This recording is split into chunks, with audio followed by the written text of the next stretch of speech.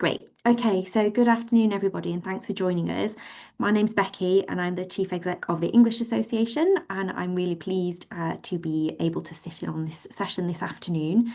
Just a quick word about the EA. We are a subject association and learned society, which was founded in 1906 to support, promote, and celebrate the discipline of English studies. And we cover all stages of education from primary and early years through to secondary and further to higher education and beyond, and we cover all parts of the discipline across language, linguistics, literature, and creative writing. Events like this one are made possible by the fantastic contribution of our volunteer speakers, so thank you ever so much to Lindsay, Sarah, Emma, James, and Jenny for giving their time so generously this afternoon. Our members also make it possible to keep these events free and open to all by paying their membership fees. So if you would like to contribute to the national conversation about English and help support our discipline, please do consider joining us. It costs just £55 to support our events and campaigning work for a whole year, and you get access to a range of member benefits, including online access to all our journals. And from the summer, we discount all our memberships pro rata, so it will actually cost you half as much just to join us for the rest of this year, so you can see if you like what we've got. Right, okay, so we are now going to get started, and I'm shortly going to hand over to Lindsay, but before I do, I just wanted to let you know one of our speakers, Kathy Halliday, is no longer able to join us, which is such a shame because she was going to bring a further education perspective. So I just wanted to kind of introduce her so that you're aware of her work and what she's doing. You can go away and have a look. So Kathy teaches GCSE English in the Digital and Creative Industries Department of Barnsley College.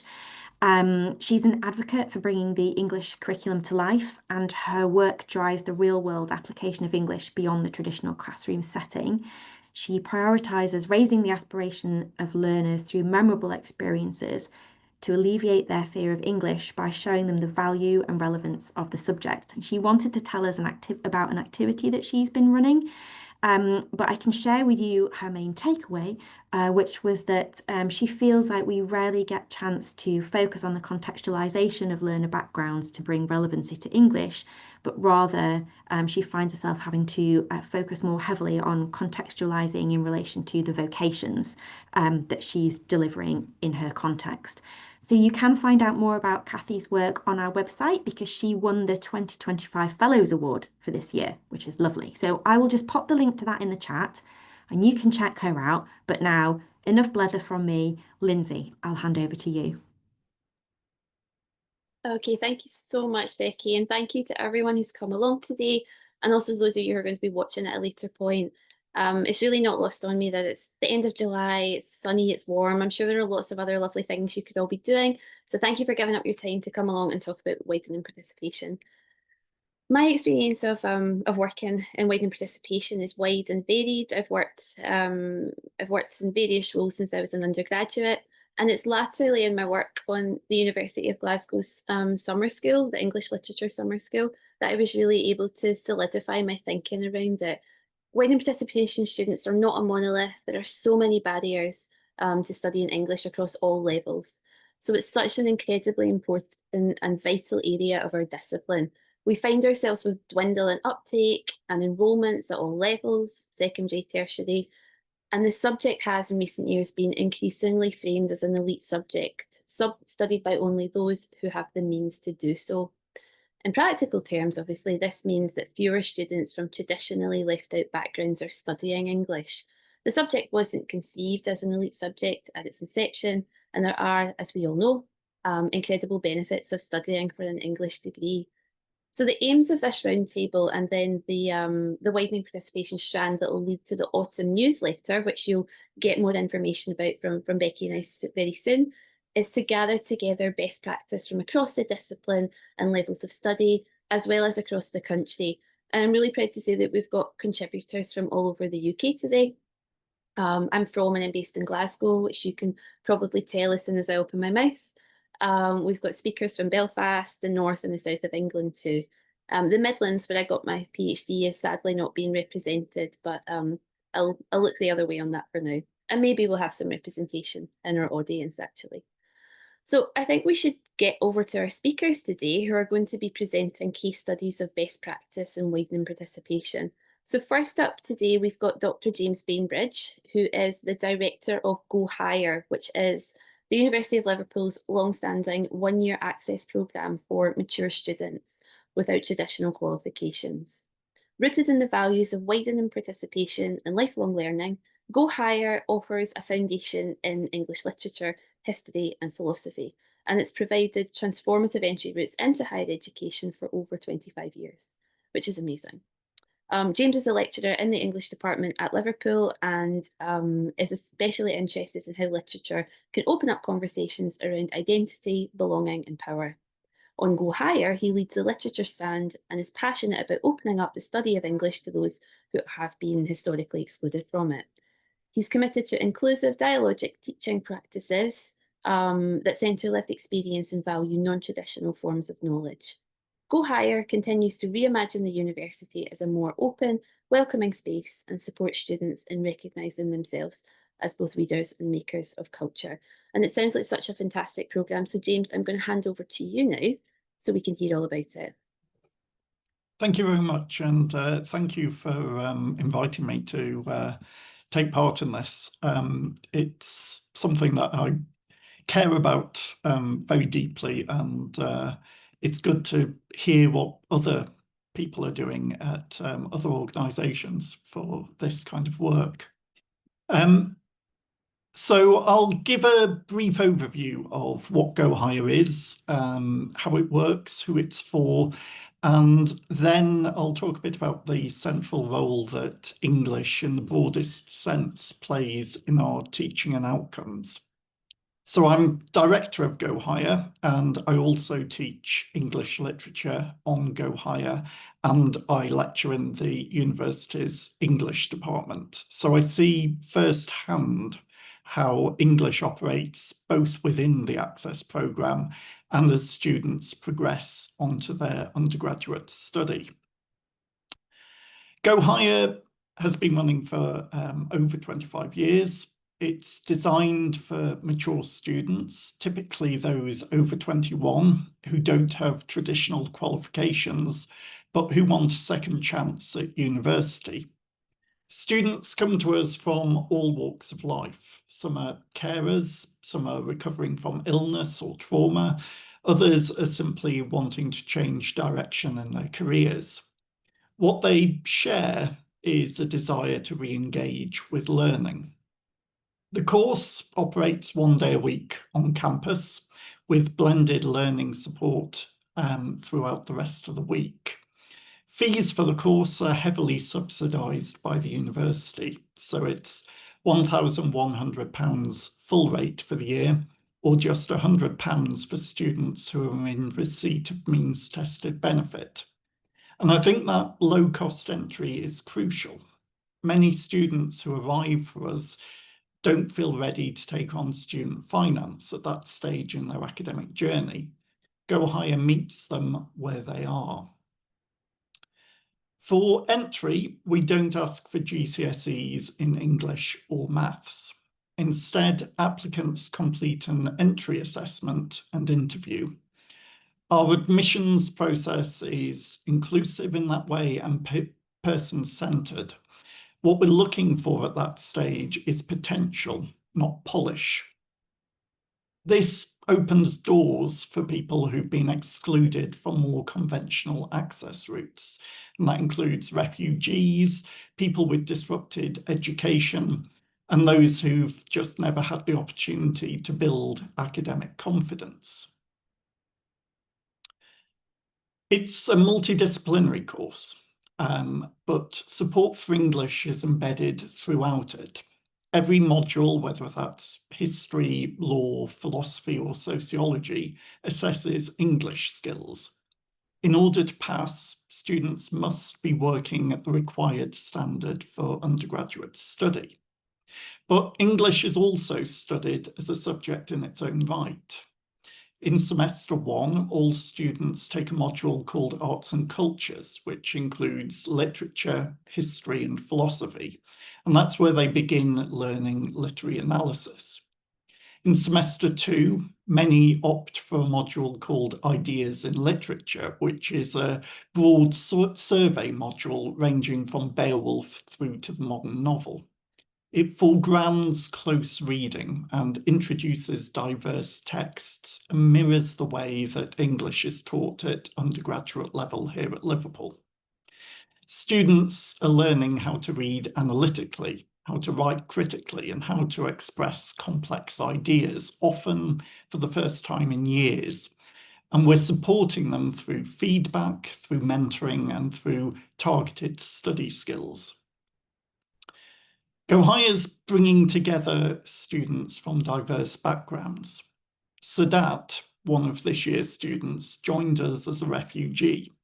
English wasn't her first language, and she found the demands of reading and writing daunting at first.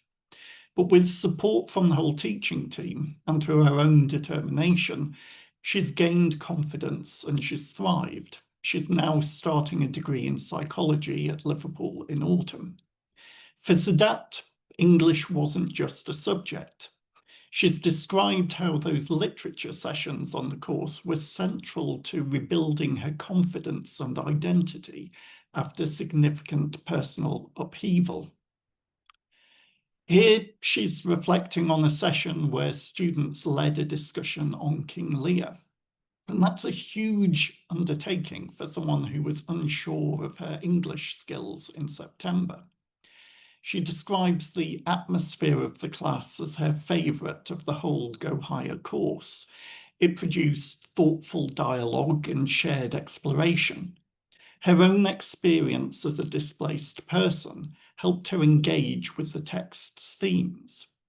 And for a mature student like Sadat, she's got a distinct advantage over many typical entry undergraduate students because she has so much more life experience to draw upon in her reading.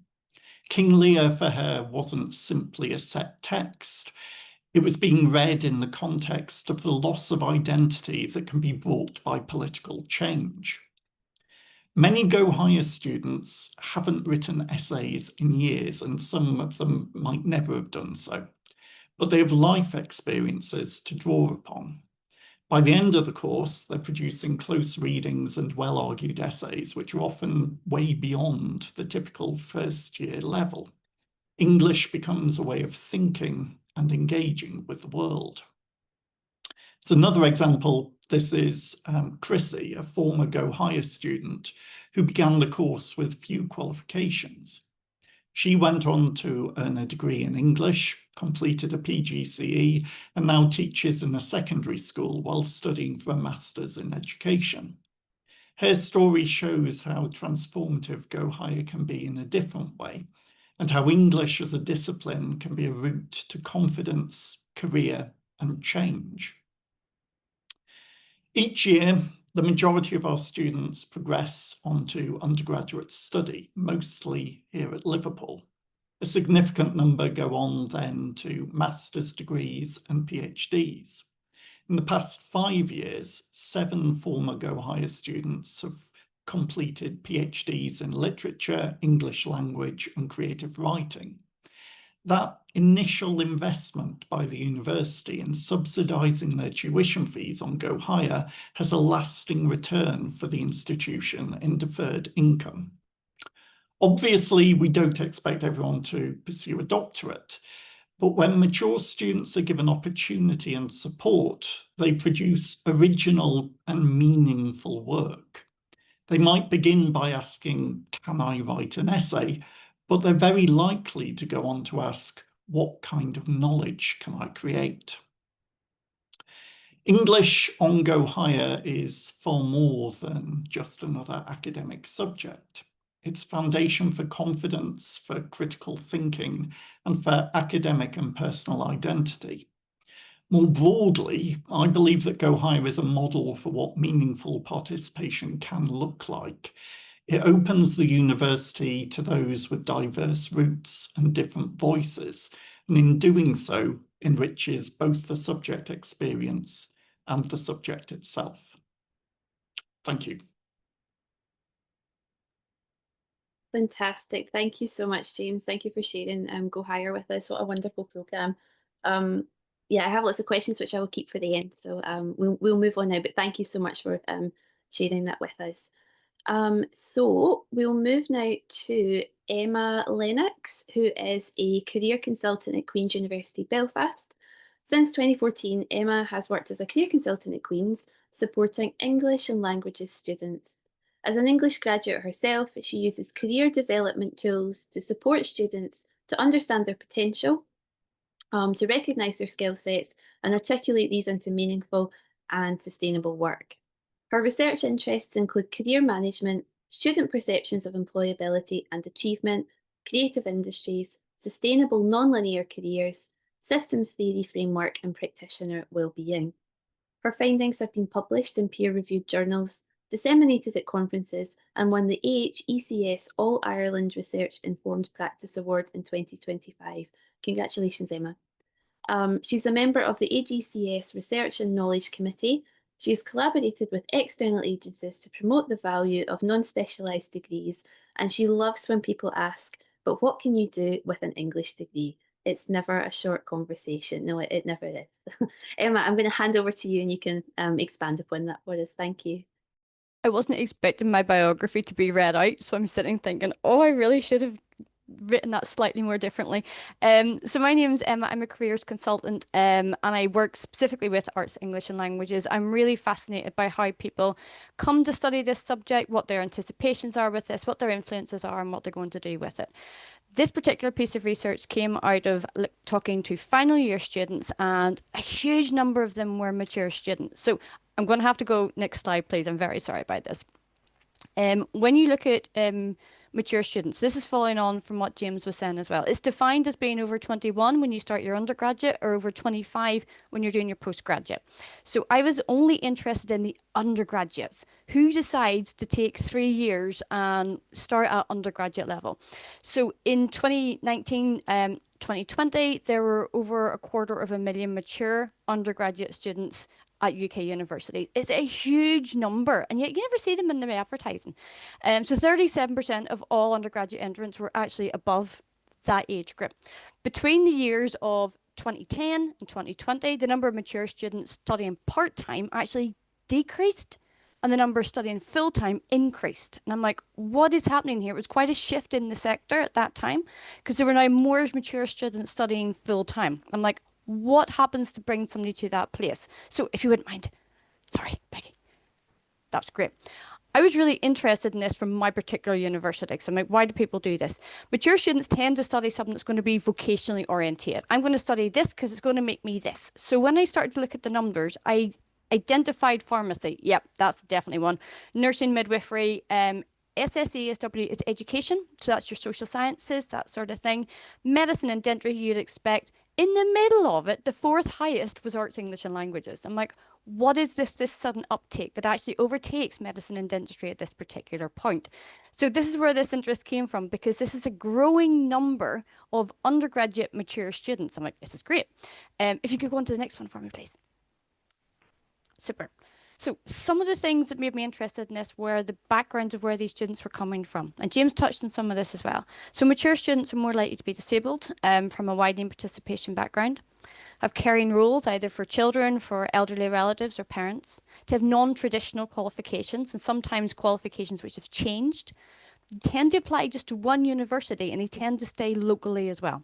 Okay, so these aren't the students who are going to up everything and leave because they still have rent and a dog. Okay, they tend to have a non-chronological route, normally due to the qualifications they did have, or maybe out of date now, or they have to change them. I find no encouragement. Oh, sorry, there's a hand up. Am I not being heard? Oh, sorry, that's all right. This has happened before where I don't realize that nobody can hear me. Nobody complains normally. They haven't been encouraged to do this. That when they were considering higher education, there was also competition from further education, but also for employment. Okay, the opinion of higher education in this is key. especially if you look at maybe people from backgrounds where they're the first person to attend university.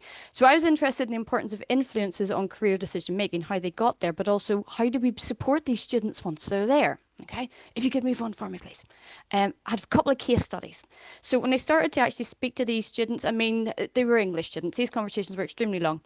Career shocks played a massive part, a huge part. So these were students who were unable to finish their FE or the HE course, or they got to the end and went, this is not for me, why did I start this?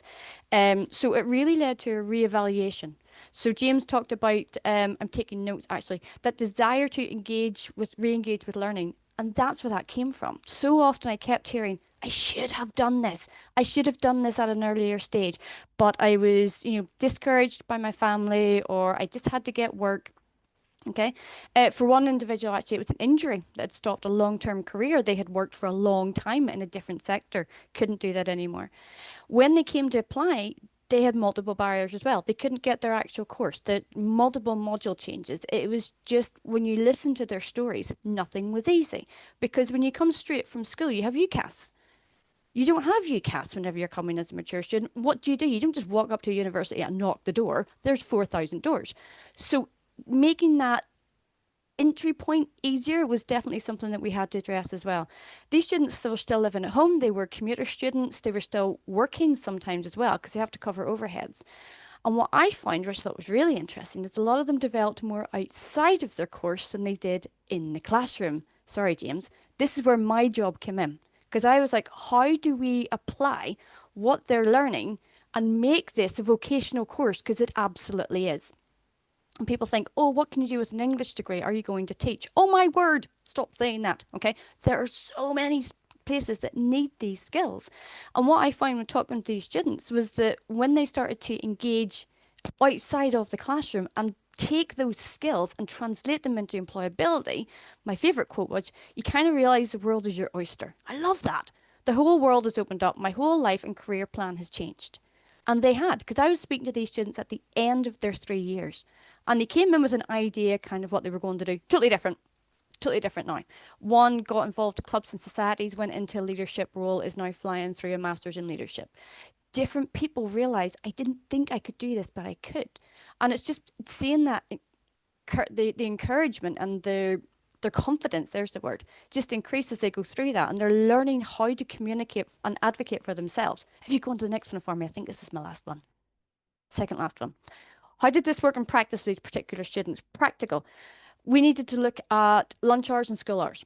Okay, so if they were leaving kiddos to school, you can't have a session at 8:30 in the morning. Nobody's getting in for that time. They need to be away by 3. Okay, we looked at condensed timetables. Okay, so instead of bringing somebody in for 5 days a week, how can we bring them in for a shorter time, but then maybe leave work outside? Online and in-person access was key. Okay, what can you do? What can you catch up on? What do you need contact for? What do you not? Work experience. These students couldn't take 3 weeks out of their life to go and do work experience, but they could sacrifice every Wednesday afternoon for a year. So if you stagger that, they were able to build up their hours and it was a more practical and meaningful experience.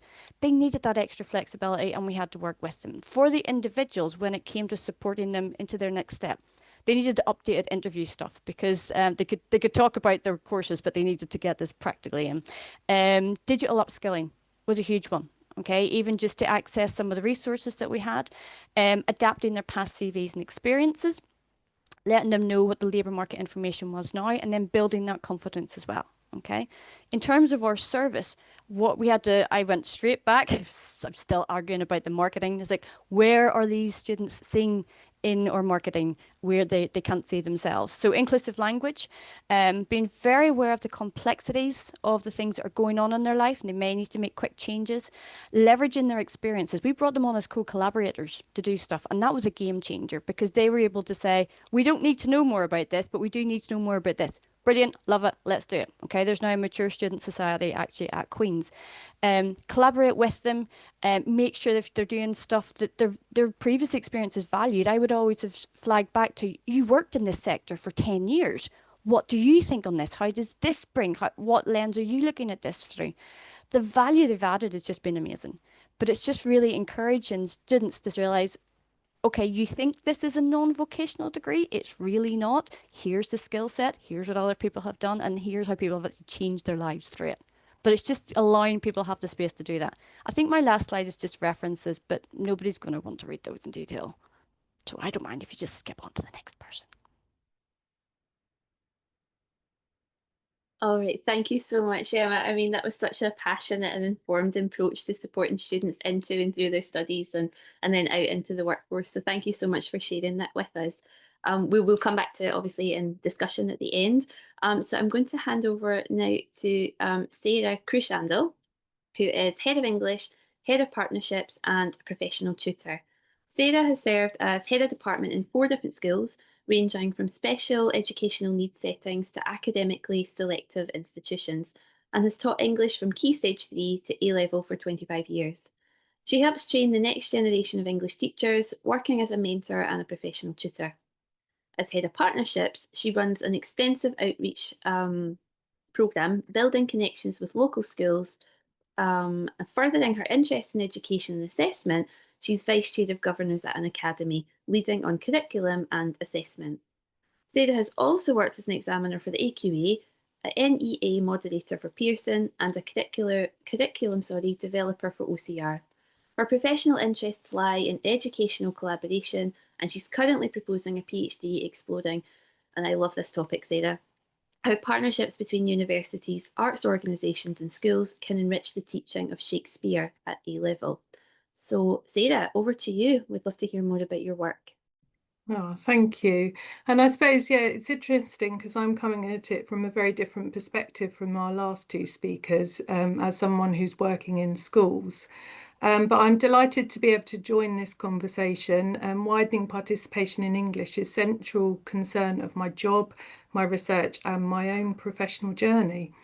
At the heart of my PhD proposal lies the challenge we are discussing, the declining number of students studying English degrees. And at universities, we've seen over the last few years, English departments halve and even some close. So recognising the English A-level experience as feeding the pipeline to degrees, my research will explore A-level teaching. I'm focusing on Shakespeare, the only named writer in the curriculum. And while there is a significant body of research into teaching approaches of Shakespeare, it largely focuses on Key Stage 3. So there's a research gap in how Shakespeare is taught at Key Stage 5. My intention is to create partnership groups that bring together Key Stage 5 teachers from different contexts, so some sixth form schools and some sixth form colleges, with university academics and art organisations. So since the 1990s, the Department for Education has promoted collaboration between schools, and universities have long worked with schools to train teachers. But there has been little consideration of HEFE partnership for teachers' professional and knowledge development. So I'm proposing an action research project where we'll have meetings termly over the course of a year to discuss a play and share teaching approaches. And I will explore whether these partnership groups impact student engagement, their learning, and ultimately student uptake of English degrees. Okay, next slide, please. So across my 25 years of teaching and as working as head of English in schools, I've worked in a range of schools, as I said earlier, in special educational needs to academically selective. And I've always aimed to promote a lifelong love of English and to improve uptake at A-level. So an inclusive curriculum is vital to addressing widening participation. So I consider all protected characteristics in text choices, as students must be able to see themselves in the books they read. And widening uptake also relies on inclusive participation. So my first change in my current job was to move international pupils from a separate English as an additional language timetable into the main English curriculum and classrooms. Raising the profile of English in schools, I run whole school events to celebrate English, such as World Book Day and Poetry by Heart. And I also have an active presence in assemblies to highlight successes like reading certificates and competition entries. To extend student interest, I manage a rich and varied programme of clubs, and I ensure that each year group has at least one trip and guest speaker. And the ethos here is to connect English study with careers and future pathways, which is just as Emma was just talking about. Because I have really noticed that the cost of degrees is really impacting students' choices. They're becoming much more pragmatic. So I've sought to challenge the perceived lack of extrinsic value in English by inviting speakers such as journalists, defence lawyers, songwriters, authors, to share how their English education enabled their careers. Next slide, thank you. I feel like I'm in a COVID talk at the moment. The other role I have in school is head of partnership. So this is a new role to the school. In the last 2 years, I've built a network with local schools and run a programme of outreach events across all academic subjects. But for English specifically, I've invited external schools to attend author talks, such as we had Patrice Lawrence visiting the school and speaking with everyone, and sixth formers heard from crime writer Graham Bartlett. We run inter-school debating competitions such as Rotary debating, and I've led a Year 10 debating course with local schools. And every school play now includes an additional matinee performance, which is free for local schools. I run a reading buddy scheme where sixth formers mentor reluctant readers, and I plan to expand that next year into local primary schools and to partner with Bookmark Reading. And my final slide. Thank you. And yeah, lastly, this year I've also participated in a range of sector-wide conversations. So I took part in the English Association's reform meeting, and through my work with awarding bodies, I joined various meetings with Pearson's Let's Talk English campaign, and I'm a member of OCR's English Forum. And these conversations consistently identified the 2015 English GCSEs as a key driver of declining participation. So while we rightly consider macro forces like Brexit, the cultural devaluation of the arts and the rising cost of degrees, I just wanted to add another question for our discussion today, and that's, have the 2015 A-level reforms played a role in shaping who accesses English? Okay, thank you. I look forward to hearing your thoughts and experiences. Thank you so much, Sarah, and thank you for setting us up for discussion shortly as well. It was so good to get your perspective from teaching English and widening participation strategies in secondary education. So yeah, again, I've got lots of questions for you, but we'll circle back to them very soon. Thank you. So I'm going to hand over now, lastly, but definitely not leastly, sorry, to Jenny E. Owen, who is a lecturer and staff tutor with the Open University, having taught creative writing for over 20 years. She's the current chair for the popular Level 3 Advanced Creative Writing module. Jenny has a background in careers, supporting students to gain valuable experience in volunteering with third and public sector organisations. She continues to be passionate about working with the community through outreach and writing events, and she's coordinated projects in partnership with libraries, museums, galleries and schools. Jenny is a practising and widely published writer, currently reading for her PhD with Manchester Metropolitan University, with a focus on poetry and traumascapes. And her new collection, which you should all look out for, is called Tips for Collectors of the Macabre, and it will be available later this year. Jenny, over to you now. Thank you very much. I'm just going to bring my slides up. Thank you very much for having me. It's a real pleasure to be amongst my colleagues here talking about something that I know we're all passionate about. So yeah, I work for the Open University, which, as I'm sure you know, is built on the premise really of accessibility for all. We've got an extremely diverse student body, including large amounts of students who are unable to engage in more traditional forms of education, which might be due to a huge range, a huge variety of reasons. From their own personal background to other responsibilities and work. So as you mentioned before very kindly, I have a background in volunteer management, working with the public and third sector, and I worked in a career centre at another university previously, where it was my role to encourage students, and I worked specifically with English degree, English and creative writing students, to get past the sort of very narrow viewpoint that English degrees will only lead to teaching, and also to get them to sort of think about the wide range of benefits that are available to them, in terms of just the general and generic skills of communication and all the other stuff that we all know, benefits of creative writing. But creative writing remains to be very popular. It's no longer an emerging field of inquiry. It has international standing, it's rich in intellectual diversity, and it rests on solid critical foundation of scholarship. And as we were saying before, there's a real diverse variety of opportunities for employability moving forwards for students that select both English and creative writing. So one of the things we do a lot in our department is outreach and attending festivals and running workshops. So this is in a very wet tent in Milton Keynes last weekend when I ran a workshop for the International Festival of Milton Keynes, and that's a really good way to get out into the public, particularly as the Open University's campus is based at Milton Keynes as well. So it's good to sort of give something back to the sort of local community. But what I really wanted to do was focus on a couple of projects that I've been running over the last few years that specifically working with the community, both in Lancashire and actually also Barnsley.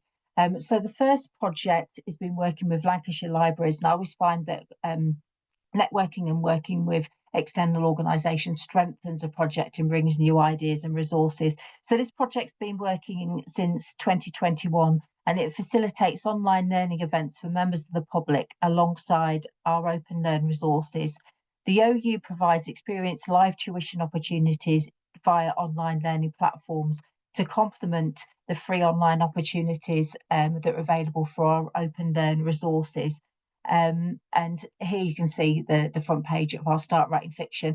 Open Learn is a resource that the OU offers across all of our different subject areas, but one of our most popular online free courses is Start Writing Fiction, which was originally based on a accredited 10 credit module that ran from about 2004, which I taught on. It's how I first started working with the Open University.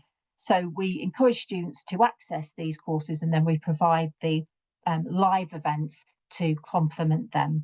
And as of last year, we also introduced some face-to-face sessions across the Northwest, again working with the libraries. They recruit the participants and we deliver the sessions, and those continue to be very popular. So the aims of those sessions, obviously, in promoting the Open University to the wider community, encouraging the use of these free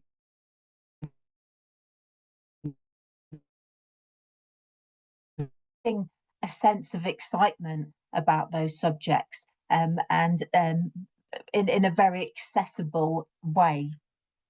We're building links with other organisations and the opportunity to work with participants from a wide variety of backgrounds, but it also gives us an opportunity to collect data on those participants and find out how it benefits them and whether it changes their view on engaging with our other courses. So you can see here some of the some of the feedback that we've received from our face-to-face sessions, and these are aimed specifically with adults. So we continue to work on these. We're actually looking to push this project forward and work with local writers groups and artists to bring the two together and run workshops and produce work that can then be shared, and giving students and participants the opportunity to see their work in a public in a public sphere. The second project is our Barnsley Outreach Project, and this was working in coordination with the Open College of the Arts and their offer to the wider community, because Barnsley is the home of the Open College of the Arts. So we were connecting with young people through creative writing here, so going into schools. So we worked with a primary school in Barnsley, but also Barnsley College, and went in to deliver creative writing workshops. But as I think it was Sarah was mentioning before, very much with a view to encouraging them to think about where they live and making them realise that you can write about where you live and you can have aspirations, and there are writers and you know, students that come from their backgrounds available. So what we did is we brought in a very experienced children's writer who still works for the OCA, and that he went into the primary school and run sessions, shared his work. And we also in the first year linked with the National Coal Mining Museum and the Barnsley Archives to get the students to think about the background of Barnsley, the coal mining foundation, and also environmentally and aspirationally where they wanted to be in the future. And then I went in, ran a session, in Barnsley College with a group of SEND students, again, very similar themes, but getting them to do short writing exercises to think about you know, what their aspirations are, but also their sense of belonging, their aspirations as part of the community of Barnsley. And overall, 21.8% of areas within Barnsley are among the 10% most deprived in England. That's from statistics, a bit dated now, but that was some statistics that I came across. But young people with high levels of social support and capital often have more positive developmental and educational trajectories than those who have less positive and less functional relationships with these socialisers. And that's from Butler and Moore. So going in and raising awareness of their opportunities starts that conversation. And I thought it'd be nice to show you some of the work that was produced. This was from Barnsley from last year, where they did a found poetry exercise using information from the archives about coal mining. And here they did some character exercises and senses, imagining what it would be like to work in a coal mine, and as I say, imagining Barnsley of the future as well. And then this year we worked with, as I say, with Rab, and his children's novels are all about aliens. So we teamed up with the Yorkshire Sculpture Park, who also came in and did a session, and we got the students to think about what would happen if aliens invaded the Yorkshire Sculpture Park. And as part of that, we raised their awareness of what was available through the Sculpture Park, but also got them writing their own exercises, using their imagination, and thinking again about places that they could access that are close to them. So loads of positive benefits, you know, which I think we've mentioned a lot already, but building confidence and enjoyment in writing, those psychological benefits. I spoke to a colleague today who advised that they had been at an event, and they had spoken to a student who'd been at sort of an induction event right at the beginning of their studies, and had been to a session about English and creative writing. And as a result of that, they'd gone through their whole studies and have now completed a degree in English and creative writing. So just those small elements of access can have such massive repercussions that, you know, we don't always realise at the time. So as I say, it's one of the things I think we do really, really well in English and creative writing department at the Open University, is that accessing, is that working at festivals and getting out there and working with people at all ages to garner this excitement and enthusiasm about creative writing as an academic subject. And I think that's it. I don't know if that was super quick or overrun, so I hope that's okay. I look forward to hearing your thoughts. I think it was just right, Jenny. So thank you so much for that. It was really brilliant to hear about how you're democratising creative writing and encouraging people whose voices tend not to be heard to write their lives and to write their stories. It's wonderful work. I'm going to defer to Becky on this because I've noticed that we've just hit 5:30. So I'm not sure if there are time for questions. Becky, what would you say? We do usually stop promptly at 5:30, but if anybody does have a burning question that they want to ask, you can always pop it on email to me at hello@englishassociation.ac.uk, and I'll pass it to the right person to get back to you. So I'm sorry we don't have time for further conversation. Thank you, Jennifer. Thank you for the thank yous in the chat. Thank you so much to all of our speakers. It's just such incredible work that you're doing, and I'm really excited to see what comes of this in our autumn newsletter, which we'll be talking about very soon. So thank you. And finally, a word from me again of thanks to everyone who's come along today, and to all our wonderful speakers, to Lindsay for bringing us together in the first place. And if any of you in the audience today or listening back would like to get involved in our special issue of the newsletter in autumn, which will be on this topic, please do just drop me a line. Thank you, everybody. Have a nice evening.